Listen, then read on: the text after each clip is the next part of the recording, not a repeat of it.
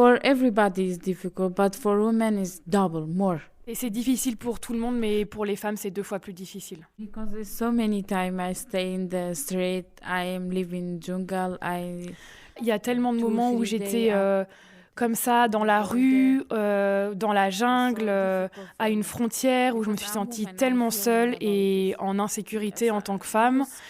Et aussi, j'ai ressenti ce besoin de temps en temps d'acheter des choses qui sont plus féminines, que je ne pouvais pas m'acheter.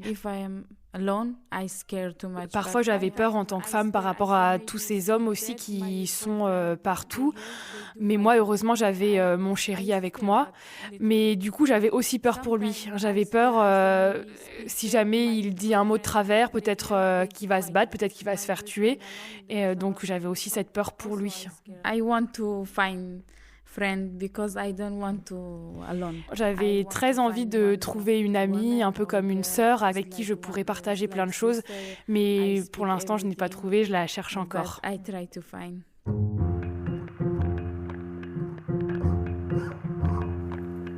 Le plus souvent dans l'histoire, Anonyme était une femme. Les bras se sont levés, les bouches sont exclamées. Maintenant, il faut des mots.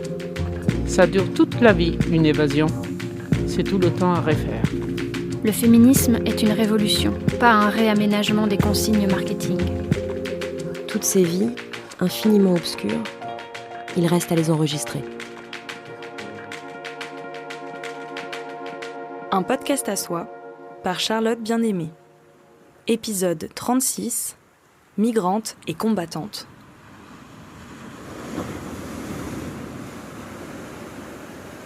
Depuis 2 ans, j'habite à Dunkerque, près de la mer. J'adore marcher sur la plage immense, avec mes enfants, les pieds dans l'eau, ou avec mes amis, le nez au vent. Nous refaisons le monde en regardant l'horizon. La présence de cette mer me fait beaucoup de bien. Mais je sais que sous l'eau reposent aussi des corps morts d'hommes, de femmes et d'enfants. J'habite une frontière et cette mer est un cimetière. Le 27 novembre dernier, 27 personnes exilées sont décédées au large. 17 hommes, 7 femmes et 3 enfants, suite au naufrage de leur embarcation, alors qu'ils et elles tentaient de rejoindre l'Angleterre par la mer. J'ai dû chercher pour savoir qui était dans ce bateau. Souvent, on se contente de parler de migrants. Le mot est devenu banal, voire péjoratif. Souvent, les images télévisées montrent des hommes se préparant à monter dans un bateau, marchant le long de l'autoroute ou se cachant dans les bois et les terrains désaffectés. Pourtant, dans le monde, 48% des personnes exilées sont des femmes. Où sont-elles ? Pourquoi ne les voit-on jamais ? Pourquoi en parle-t-on si peu ? C'est ce que j'ai voulu savoir.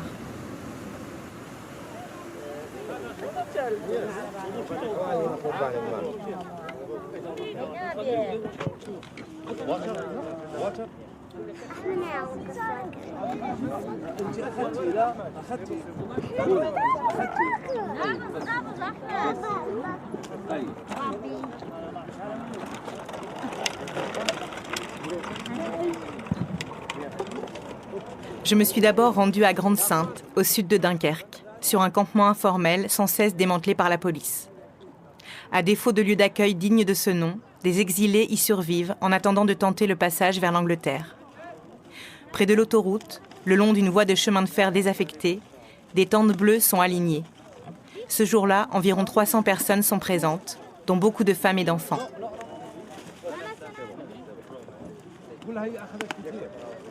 Des feux ont été allumés sur les rails, un repas est distribué par les associations, la file d'attente est longue.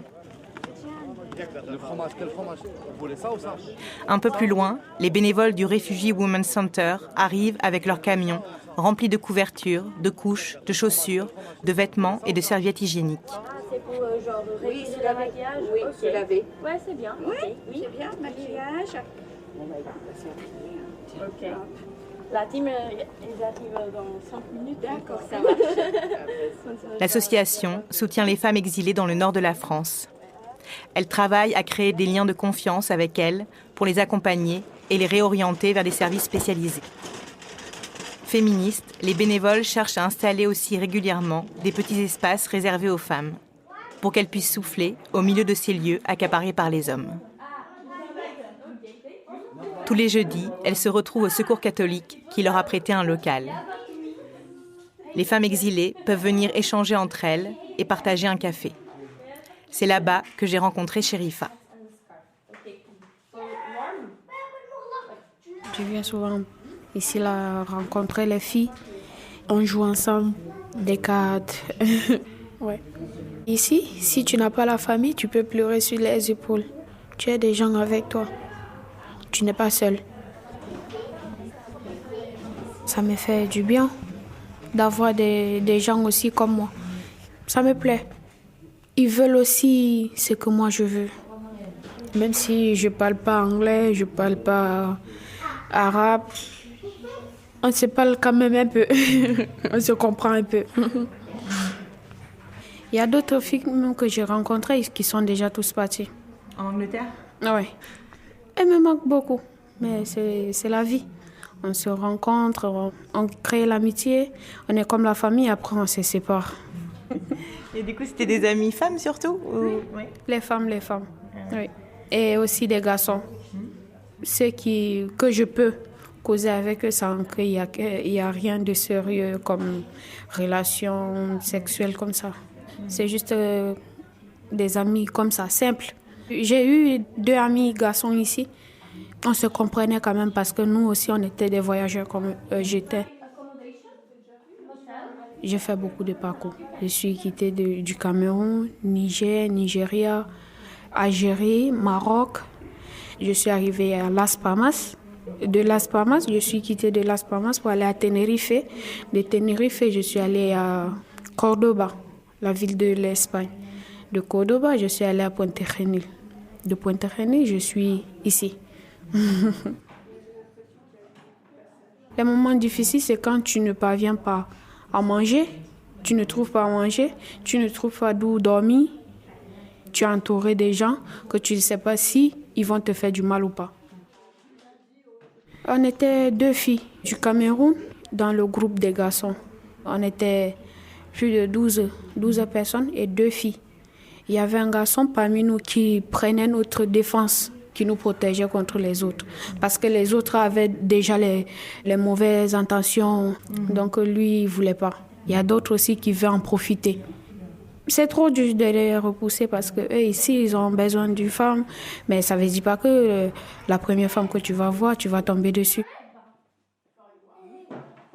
C'est parce que toi, tu es un homme, tu vas t'asseoir sur nous, non. On a le droit de vivre comme les autres. Tu ne te laisses pas faire, tu parles, tu dis non. Il y a les hommes qui écoutent, mais il y a les autres aussi qui ne sont pas, comme on peut dire. Ils comprennent rien. À l'école, les enseignants nous disaient qu'il ne faut jamais baisser les bras devant ton adversaire.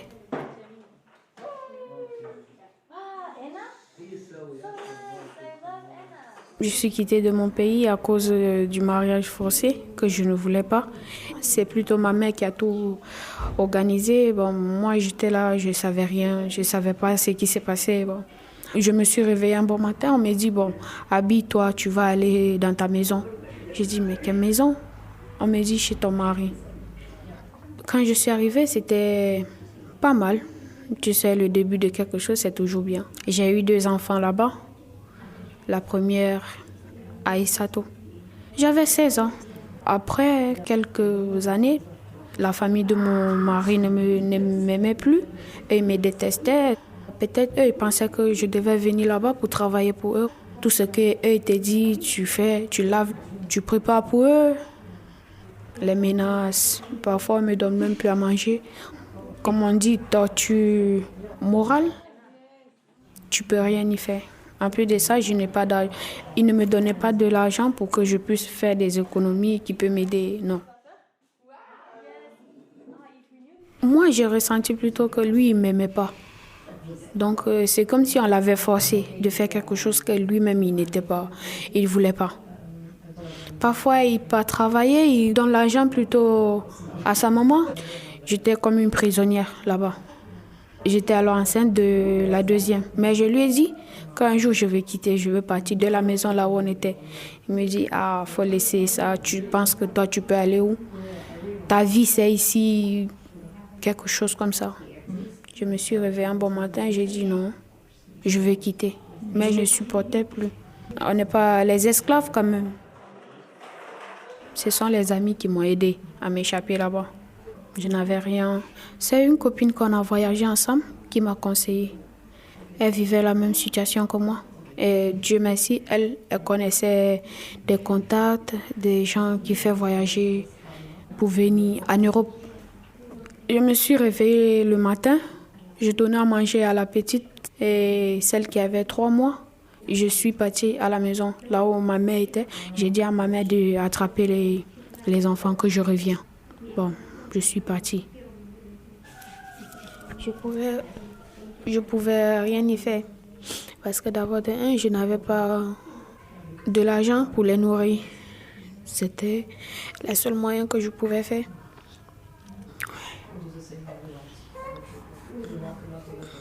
Ils sont avec ta maman, là? Oui. Parfois, le père vient le voir, après, il repart. Je ne sais pas comment ça se passe, vraiment, comme je ne suis pas là. Ta mère, elle a dit quoi sur ton départ? Elle n'est pas du tout fière de ce que je fais. La seule personne qui me soutenait, c'était ma grand-mère. C'est elle aussi qui me donnait les conseils. Il ne faut jamais baisser les bras. Il faut être courageuse. Oui. Tout ce que tu veux faire, fais-le avec sagesse. C'est elle qui m'encourage quand même. Elle me dit, je ne peux pas te souhaiter du mal. Tout ce que tu veux faire, que Dieu te donne. Que Dieu te montre la voie qui peut t'aider. Et là, je comprends ses conseils quand même. Et pour mes enfants, ça me fait mal.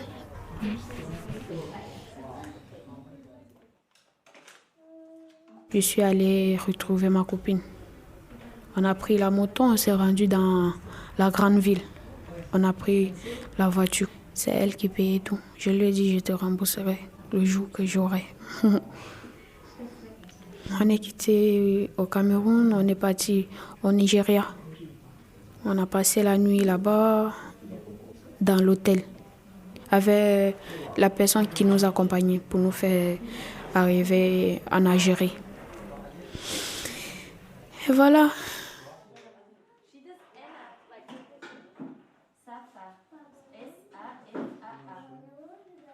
Et alors là, du coup, quand tu es arrivée ici, là, tu as aussi une petite fille et un bébé de 2 mois, c'est ça donc que tu as eu sur la route alors? Oui. Anissa, je l'ai eu ici. C'est plutôt Mariam que je l'ai eu au Maroc. Pour elle, c'était un peu compliqué. Pour traverser la mer. On a fait 6 jours dans l'eau. Elle avait 9 mois. Je ne m'attendais pas à voir Mariam très tôt, quand je suis quittée du pays. C'est un gars que j'ai rencontré comme ça en Algérie. Bon, il était sympa, il me comprenait. Bon, un jour, on s'est amusé. Et voilà, l'enfant est passé. Moi-même, je ne savais pas. C'est à 3 mois que j'ai su que j'étais enceinte. Il n'y avait plus moins... d'avorter? Oui. Je ne pouvais même pas. Parce que j'ai peur de perdre ma vie. Et perdre aussi les autres que j'ai laissés au pays.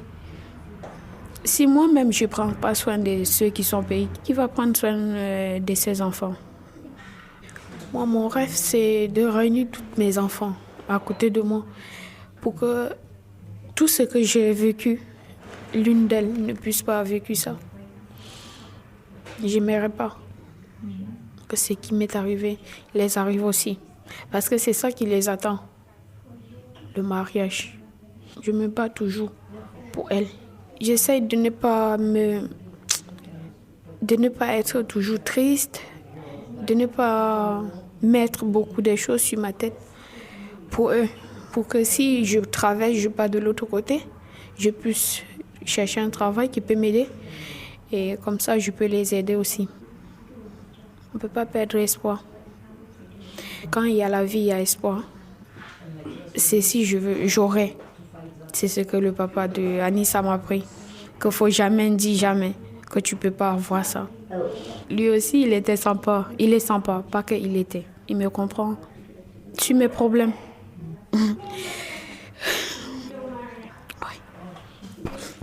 Non, je dis la manière dont il se comporte.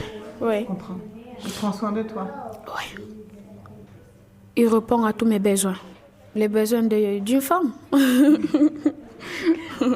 Les femmes ont besoin de l'affection, l'attention, tout.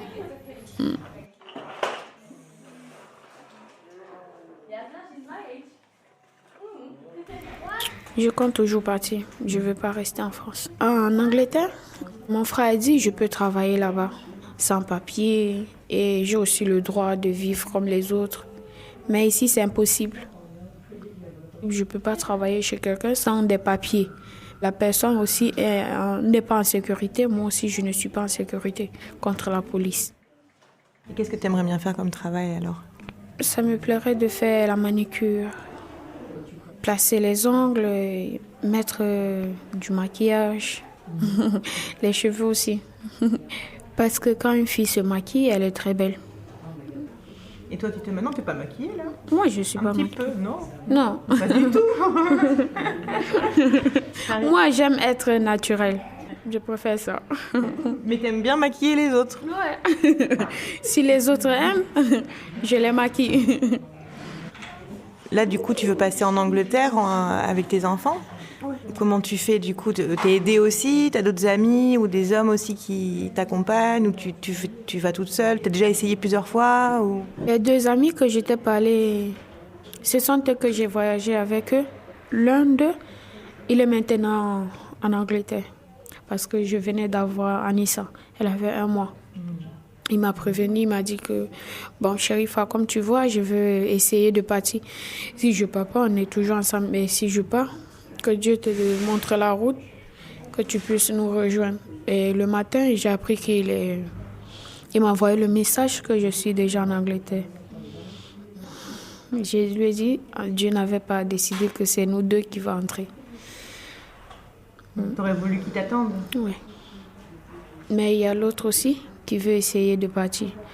Mais il dit qu'il y a trop de contrôle. Oui. Ce qui m'a énervée, sur notre passage pour aller en Angleterre, j'ai eu des problèmes avec le monsieur qui devait nous faire traverser. Il a pris notre argent, il est parti. Maintenant, je suis allée à la police pour déclarer. Ils ont dit que non, qu'on ne peut pas mettre la vie de recherche contre ce monsieur parce que c'est illégal. Ils ont d'abord dit que s'il y avait une caméra de surveillance là-bas en forêt, quand je donnais l'argent, on devait voir comment ça s'est passé. Je les ai montré une vidéo qui prouve que le monsieur, on a remis l'argent au monsieur. Maintenant, je montre ces vidéos à la police, il dit non. Je les ai dit donc, je n'ai pas de protection. On ne peut pas me protéger contre ce genre-là.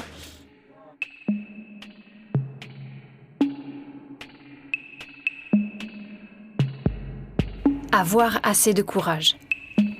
La vie qui doit être vécue dans le terrible octobre. Immersion soudaine dans les jaunes, marbrure sang. La pluie vive, visage, inscription. Essayer d'enseigner des leçons inapprenables. Octobre. Cet amour. Répétition d'autres vies. Les morts qui doivent être vécues. Déni, mur vide. Notre pas rapide côte à côte. Sa fugue. L'air malsain dans les tunnels. Voix du ghetto, Dieu t'aime. Mon visage pâle sur la vitre. La colère est pâle. Le sang reflue vers le cœur. La tête coupée. Ressentir ne rapporte rien. Son visage. La pluie vive qui déchire. Le courage de ressentir ça, de parler de ça, d'être en vie. Essayer d'apprendre des leçons inenseignables. La fugue. Du sang dans mes yeux. Les sutures méticuleuses déchirées. Les mains qui me touchent. Que ce soit dit, je ne suis pas seule. Amour répandu, se nivelle de lui-même. Inonde d'autres vies qui doivent être vécues. Pas ailleurs, mais ici. Voir à travers le sang, Rien n'est perdu. Rien n'est perdu.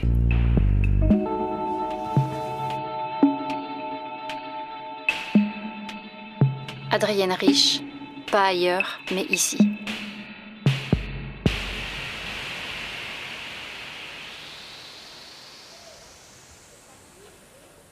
Wow, look at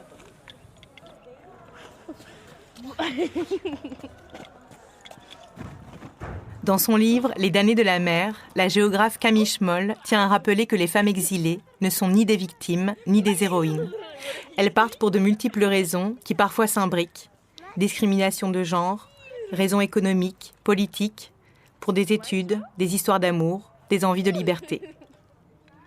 Pourtant, quel que soit leur statut, leurs histoires, leur bagage culturel, social, économique, les exilés d'Afrique subsaharienne ou du Nord, d'Amérique latine, des pays arabes, des pays de l'Est, deviennent nécessairement des sujets humanitaires qu'il faut sauver, notamment les femmes. Mais Camille Schmoll explique que malgré les grandes difficultés vécues, la migration peut aussi, pour les femmes, créer de nouvelles subjectivités. Migrer, c'est s'éloigner de son lieu d'attache, c'est prendre le large, c'est devenir une nouvelle femme.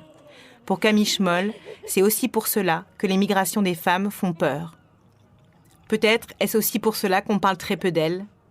La sociologue Elsa Tisler m'a expliqué que parfois, les femmes pouvaient s'invisibiliser elles-mêmes pour se protéger. L'invisibilisation des femmes est surtout le résultat de discours politiques et médiatiques axés sur les hommes. Depuis les années 90, ce qu'on voit, c'est qu'il y a vraiment l'érection d'une figure noire du danger migratoire, avec vraiment l'homme menaçant qui essaye d'escalader les barrières avec son corps à demi nu, etc., et qui est toujours représenté dans les médias et les discours politiques comme un quasi-animal, en fait. C'est beaucoup plus judicieux pour les gouvernements, hostiles à ces migrations-là, de mettre en avant la présence des hommes, alors que souligner la présence de femmes et d'enfants, c'est beaucoup plus dur après de légitimer des politiques de délaissement, d'inhospitalité et de violence contre les populations migrantes. Les femmes, elles vivent des violences sexuelles dans ces espaces frontières où elles sont bloquées par une pluralité d'acteurs qui, en fait, abusent de leur corps, profitent de leur corps. Par exemple, le passage par les barrières, c'est un mode de passage qui est considéré comme masculin parce que on dit que c'est un mode de passage qui est dangereux, qui est extrêmement physique, et donc ce serait trop difficile pour les femmes. Donc c'est des assumptions genrées qui font que les femmes sont en général assignées à la voie de passage maritime. Et donc bien souvent, les femmes, elles sont toujours tributaires du bon vouloir des hommes qui sont au contrôle des dispositifs de blocage et de passage de la frontière. Même si elles pouvaient payer leur tentative de passage en Zodiac, eh bien il y a un chef de campement et ou un autre homme impliqué dans le dispositif de passage qui va leur demander de coucher avec elles ou les obliger, les contraindre de façon plus ou moins coercitive pour pouvoir monter dans un Zodiac. Et donc, il y a des femmes qui vont céder pour pouvoir accéder à une tentative de passage en Zodiac. Et d'autres qui n'acceptent pas ça parce qu'elles ne veulent pas passer dans ces conditions. Et donc ça implique qu'elles se voient en général beaucoup plus longtemps coincées dans les espaces frontières. Mais il y a aussi, moi j'ai eu énormément de récits où en fait ce sont des militaires, des policiers qui abusent des femmes. Ça c'est des récits extrêmement fréquents. À toutes les frontières militarisées, bon nombre de femmes sont abusées, sont violées par les policiers ou les militaires en charge du contrôle migratoire. Aussi par des civils qui rôdent autour des camps ou autour des zones où se trouvent les personnes migrantes. Les corps des femmes sur ces routes rendues clandestines, etc., dans ces espaces frontières militarisés, ils sont marqués par la violence sexuelle et par des grossesses souvent non désirées et des tentatives d'avortement. On parle de femmes vulnérables, mais elles ne sont pas vulnérables, elles sont rendues vulnérables. C'est-à-dire qu'on a des politiques migratoires qui enlèvent la liberté de mouvement à des femmes qui se retrouvent bloquées de plus en plus longtemps dans des espaces où leurs corps sont exploités, sont abusés. Les politiques migratoires européennes ont pour effet d'augmenter la violence sexuelle de façon notable. En fait, c'est structurel, en fait, les violences sexuelles dans ce contexte-là. C'est pas des dommages collatéraux, c'est central, en fait. S'ils avaient pu avoir un visa et prendre l'avion, elles n'auraient pas subi tout ça. Mais vraiment, ce focus qu'on a sur certaines violences et pas sur d'autres, c'est encore une fois une façon d'exotiser la violence en disant « Oui, on reconnaît la violence issue de ces pays arriérés, primitifs », vraiment dans un sens néocoloniale, quoi. Toujours d'une façon à stigmatiser certains pays et certaines cultures. Mais par contre, ne reconnaît absolument pas les violences sur le chemin de l'exil, ni dans le pays d'arrivée. Uniquement les violences qui ont été produites dans le pays d'origine, quoi. Moi, j'ai mené des enquêtes en Île-de-France. Le nombre de femmes qui ont fui, par exemple, des violences de genre, et notamment des violences sexuelles dans leur pays, et qui en ont vécu et sur la route et à l'arrivée à Paris, parce qu'il n'y a pas de logement, à dormir à Gare du Nord ou dans d'autres gares, ou à tomber dans des arrangements économico-sexuels plus ou moins foireux. Il y a plein de femmes qui revivent des violences sexuelles une fois à Paris, en cours de demande d'asile, par exemple. Donc, on voit bien à quel point la reconnaissance des violences de genre, elle est sélective. Oui, on va bien vouloir reconnaître l'excision, mais alors le reste. Et ça montre toujours aussi les femmes comme complètement passives de leur migration, alors que voilà, elles redoublent d'efforts. Et c'est toujours ce que me disaient les femmes que moi j'ai rencontrées à cette frontière-là. Nous sommes des femmes, nous sommes noires, on vit une double violence, on doit se battre doublement, aussi souvent doublement parce qu'on a eu des enfants sur le chemin ou à la frontière, et du coup on se bat pour nous-mêmes et pour notre enfant, nos enfants. Et du coup, très loin d'être passives de leur migration, elles sont des actrices clés pour tout le monde. Et dans les dispositifs de passage de la frontière, par exemple à la frontière maroco-espagnole, c'est les personnes elles-mêmes qui, à l'époque en tout cas, avaient remarqué que les autorités de sauvetage espagnoles, donc quand les Zodiacs sont dans l'eau, étaient plus enclines à venir s'il y avait des femmes et des enfants à bord, notamment des femmes enceintes. Ça a donné lieu à plusieurs types de stratégies. Du côté des hommes qui organisent les passages, ça leur a donné l'idée en fait de mettre toujours des femmes dans les convois, et notamment des femmes enceintes. Et ça a aussi donné lieu au fait que des femmes peuvent être incitées, de façon plus ou moins coercitive, à tomber enceintes pour maximiser leur chance de monter dans un Zodiac et du coup de passer la frontière. Mais parfois, moi j'ai aussi rencontré des femmes qui avaient décidé de mobiliser leur corps enceinte pour maximiser elles-mêmes leur chance de passage. Donc c'est elles qui, stratégiquement, se disaient « Ok, je suis enceinte, j'ai plus de chances de passer, donc je vais passer la frontière maintenant. » Ou même d'autres qui décidaient de tomber enceinte pour maximiser leur chance de passer la frontière. C'est ce que Spivak appelle l'essentialisme stratégique. C'est à un moment donné, on va utiliser une de ces caractéristiques dites naturelles, mais à son avantage stratégiquement. J'ai connu aussi des femmes qui, voyant qu'elles étaient toujours taxées de vulnérables, etc., remobilisaient elles-mêmes cette catégorie pour aussi avoir plus de chances, soit d'accéder par exemple à des aides humanitaires. Donc parfois, oui, les femmes utilisent elles-mêmes des stéréotypes qu'on leur a accolés pour essayer d'accéder à de la mobilité ou des aides humanitaires ou à d'autres choses. Mais du coup, ça veut dire que s'il y a des femmes enceintes dans un bateau, non seulement ça peut les aider elles-mêmes, mais aussi l'ensemble des personnes qui se trouvent dans le bateau. Donc là, on voit comment le corps des femmes, et notamment le corps enceinte des femmes, est utilisé pour maximiser les chances de passage pour tout le monde. C'est très changeant, en fait, la question, par exemple, des femmes enceintes et de ce que représente leur corps. Parce que, par exemple, à la frontière franco-italienne où j'étais récemment, là, au niveau du col de Montgenèvre-Briançon, c'était intéressant de voir à quel point les femmes enceintes n'étaient pas du tout traitées différemment. Moi, j'ai rencontré des dizaines de femmes enceintes qui avaient été refoulées par la police aux frontières, et de multiples fois. Des femmes qui avaient été séparées du reste de leur famille au poste frontière, qui avaient été envoyées seules accoucher à la maternité, ou des femmes qui ont été refoulées à terme. Il y avait le cas d'une femme enceinte. Elle était à terme. La police française aux frontières a quand même insisté pour la refouler. Et alors que la maternité de Briançon se trouve à 20 minutes en voiture du col de Montgenèvre, elle a été emmenée en urgence jusqu'à Turin, qui se trouve à 2 heures de là, côté italien, et elle a accouché quelques heures plus tard. Donc avec même une mise en danger accrue, parfois, des femmes enceintes. Et donc la police aux frontières, elle, ce qu'elle a en tête, c'est risque migratoire. Et donc, femme enceinte égale risque migratoire, même parfois double, parce qu'il y a la progéniture dans le ventre. Et donc, voilà, elle n'est pas envisagée comme une personne spécialement vulnérable à protéger, alors qu'un organisme de sauvetage, effectivement, il y a toujours l'adage « les femmes et les enfants d'abord », qui est assez performatif. En fait, finalement, sur ces routes, quasiment toutes les femmes, en fait, se retrouvent à devoir utiliser leur corps pour survivre. Très souvent, par les grosses organisations internationales ou les gouvernements, ça va être considéré comme de la traite, alors que c'est des stratégies de survie et de résistance, en fait. Il y a toujours des marges plus ou moins grandes, mais de capacité d'agir.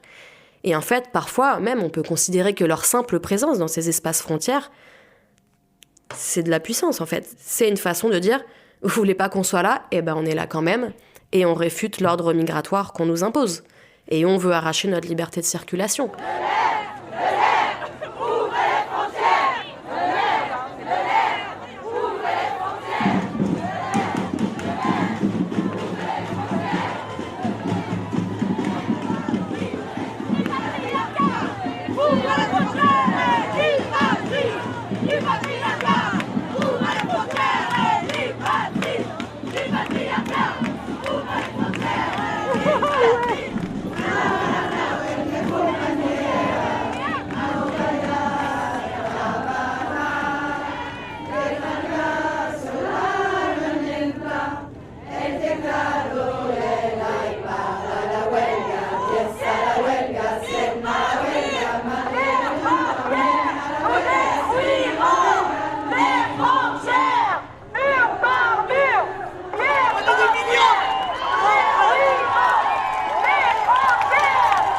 Nice, 5 juin 2021.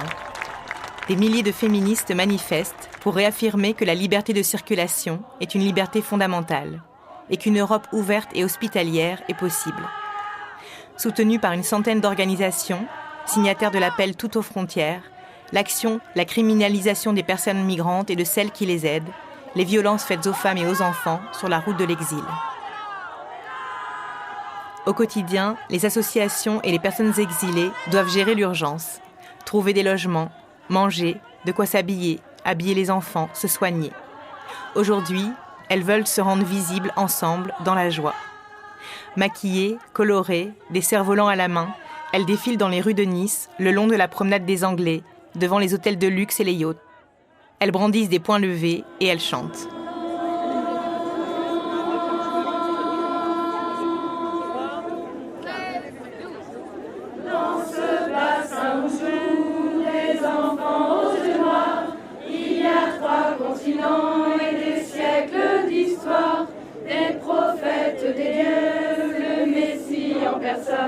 La misère orchestrée qui déplace les femmes en Méditerranée.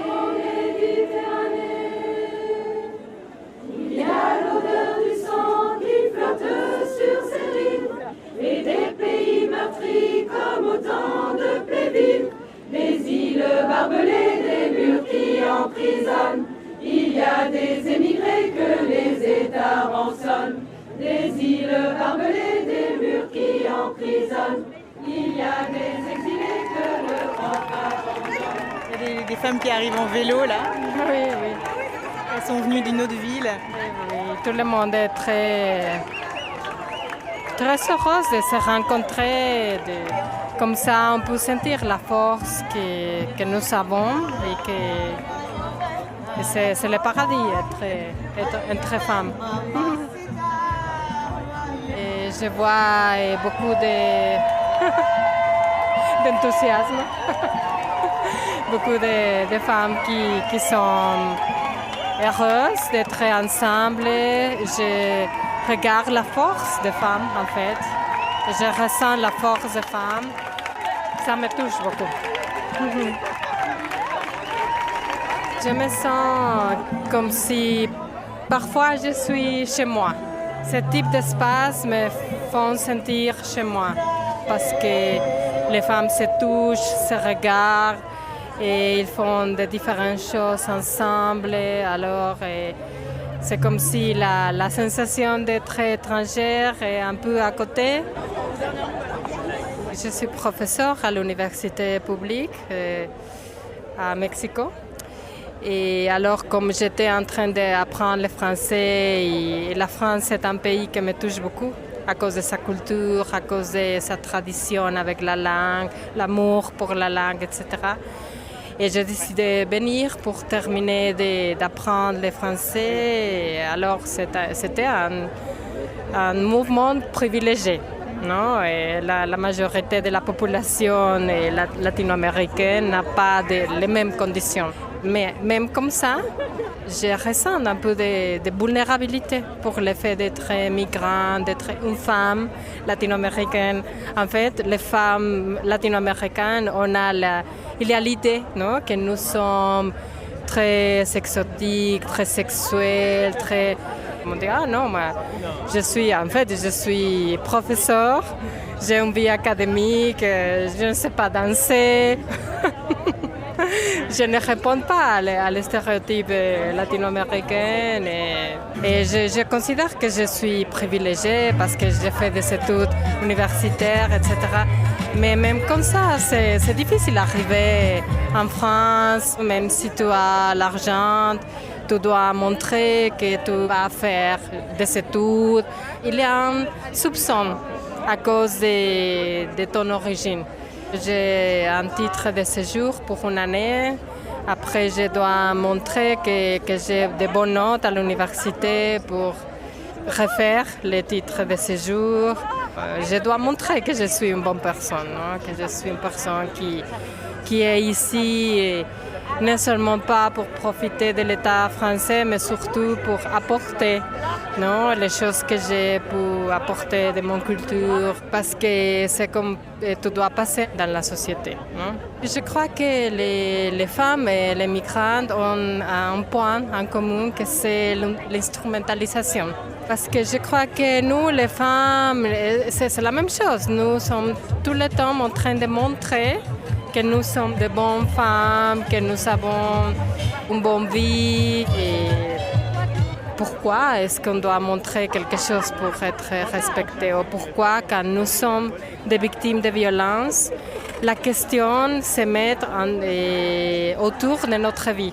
Pourquoi nous sommes les responsables de la violence? Que je crois que c'est la même chose exactement avec les migrants. Non? Les migrants sont considérés responsables de la violence qu'ils suivent.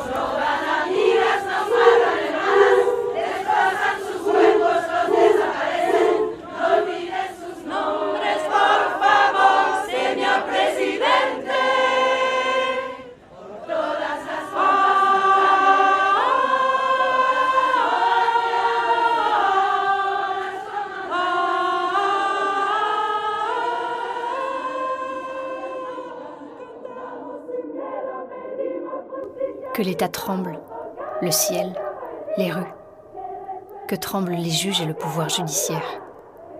Aujourd'hui, les femmes, on arrête d'être calmes. Ils ont semé la peur en nous, ils nous ont fait pousser des ailes. Chaque minute de chaque semaine, ils nous volent des amis, nous tuent des sœurs. Ils détruisent leurs corps, les font disparaître. N'oublie pas leur nom, s'il te plaît, Monsieur le Président. Pour toutes les camarades qui manifestent à Reforma, pour toutes les mères combattantes de Sonora, pour les commandantes qui luttent au Chiapas, pour toutes les mères qui cherchent à Tijuana. Nous chantons sans peur, nous demandons justice, nous crions pour chaque personne disparue. Que cela résonne fort, nous nous voulons vivantes. Que le féminicide s'effondre enfin. Je fous le feu à tout, je casse tout. Si un jour un type te ferme les yeux, rien ne m'arrête, j'ai tout ce qu'il faut. S'il touche une femme, nous répondrons toutes. Je m'appelle Claudia, je m'appelle Esther, et je m'appelle Teresa. Je m'appelle Ingrid, je m'appelle Fabiola, et je m'appelle Valeria. Je suis la fille que vous avez forcée, je suis la mère qui pleure maintenant ses mortes, et je suis celle qui va te faire payer pour ça.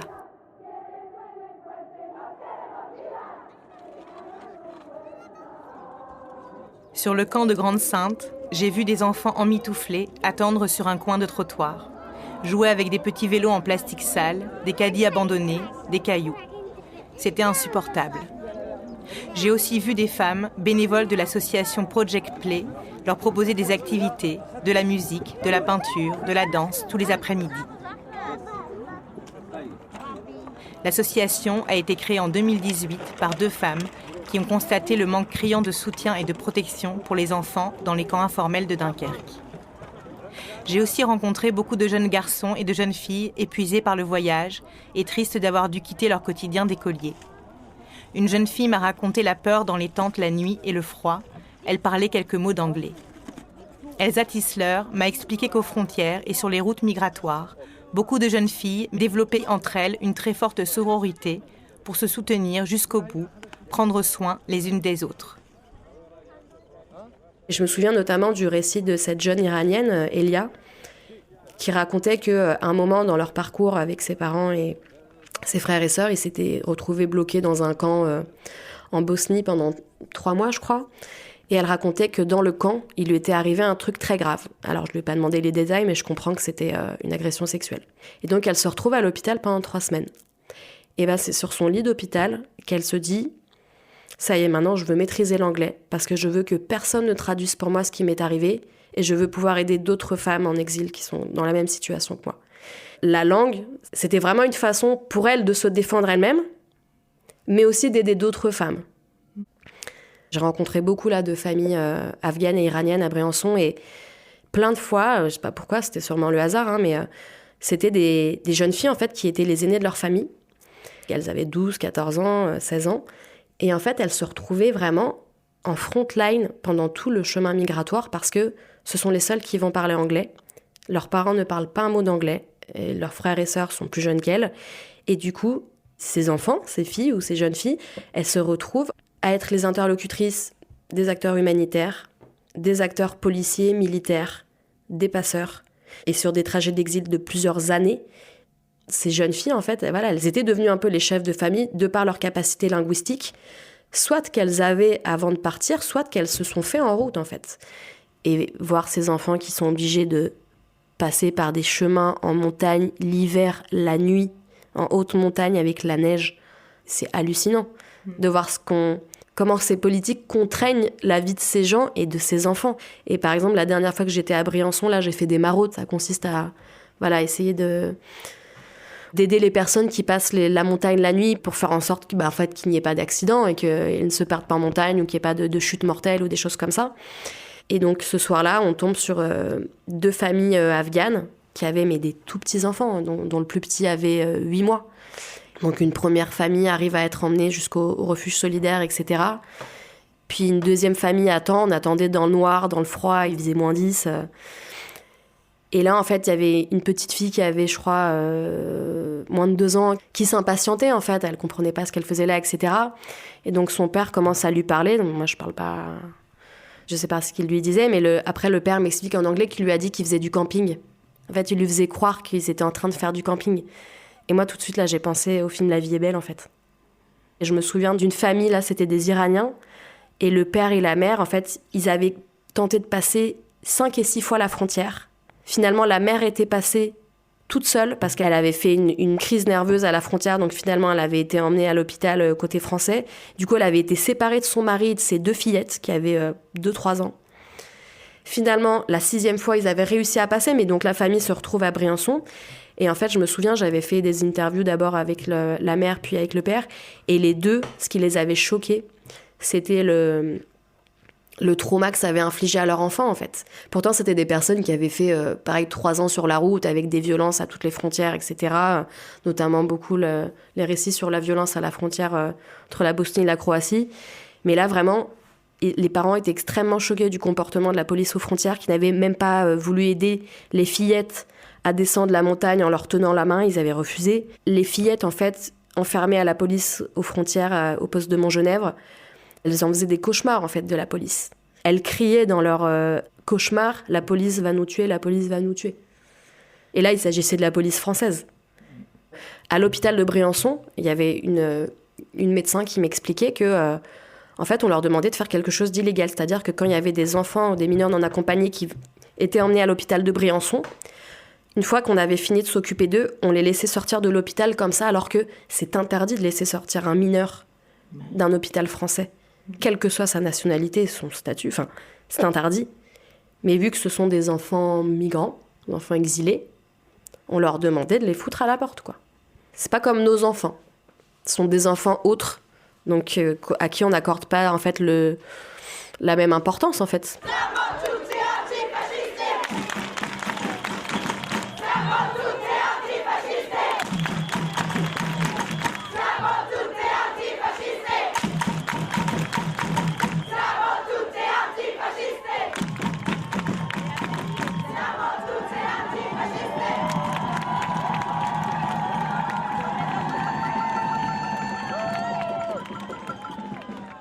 Je suis venue avec ma petite sœur de Marseille.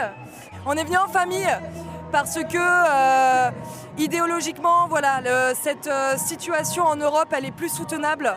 Elle est plus soutenable que ce soit pour les personnes en exil, mais également pour les citoyennes que nous sommes. Et c'est une honte que l'Europe continue à criminaliser et à persécuter des personnes qui fuient leur pays. Et l'Europe est complice de ça. Et voilà, enfin, je suis extrêmement en colère. Mais aujourd'hui, notre colère, voilà, elle est en musique, elle est en applaudissements, elle est en chansons, elle est en slogans. J'ai participé à des manifestations qui étaient beaucoup plus brutales, mais c'est tout aussi fort, c'est bien, voilà. Et ça fait du bien à la fois pour les personnes en exil, mais aussi pour nous, parce que ça nous réhumanise. On a besoin de se réhumaniser. C'est macabre la période qu'on est en train de traverser. On le voit, on n'arrive même plus à se regarder en face. Le combat, c'est avec nous-mêmes qu'il faut le mener, parce que même en France, beaucoup de gens ont accumulé trop de privilèges, etc. Pendant que la Méditerranée est un cimetière, bon, c'est pas un cimetière pour tout le monde, il y a aussi des gens qui ont des yachts. Là, je sais pas, il y en a une dizaine, des trucs complètement énormes, quoi. Donc ouais, c'est très symbolique du coup.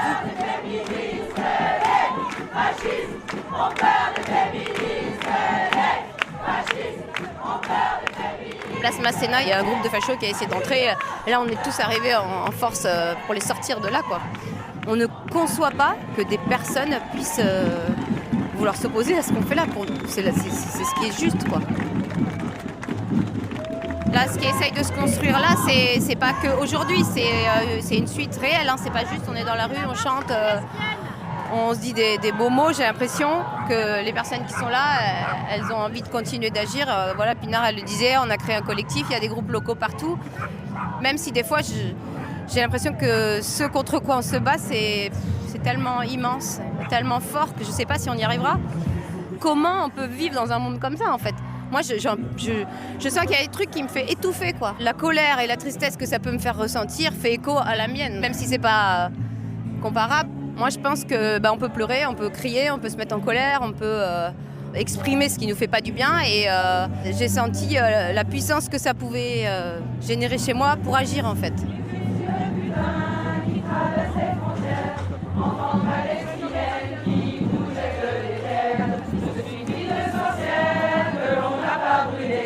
J'accompagne les naissances et j'aide à avorter. Je soigne aussi nos morts pour qu'on reste vivant. Je n'ai pas de pays, je suis fille du vent. Je n'ai pas de pays, je suis fille du vent.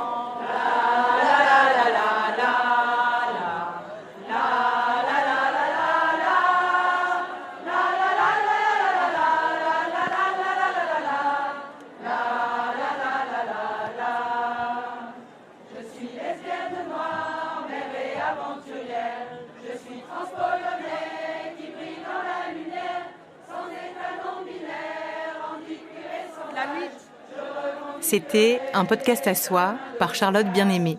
Réalisation et musique originale, Samuel Hirsch. Lecture, Estelle Clément-Béalem. Recherche des textes, réseaux sociaux et communication, Sarah Bénichou. Merci aux bénévoles du Refugee Women's Center, à Sylvie de Jonquère de la Maison Sésame et d'Emmaüs Dunkerque, à Pinar Selek, Camille Schmoll et Moutsi. Vous pouvez écouter un podcast à soi sur toutes les plateformes de podcast et sur le site arteradio.com. Écrivez-nous à l'adresse unpodcastasoi@artefrance.fr, sur le Facebook d'Arte Radio, l'Instagram Charlotte Bien-Aimée ou le Twitter Un podcast à soi. Vive la radio, vive les podcasts, vive la révolution féministe contre les frontières.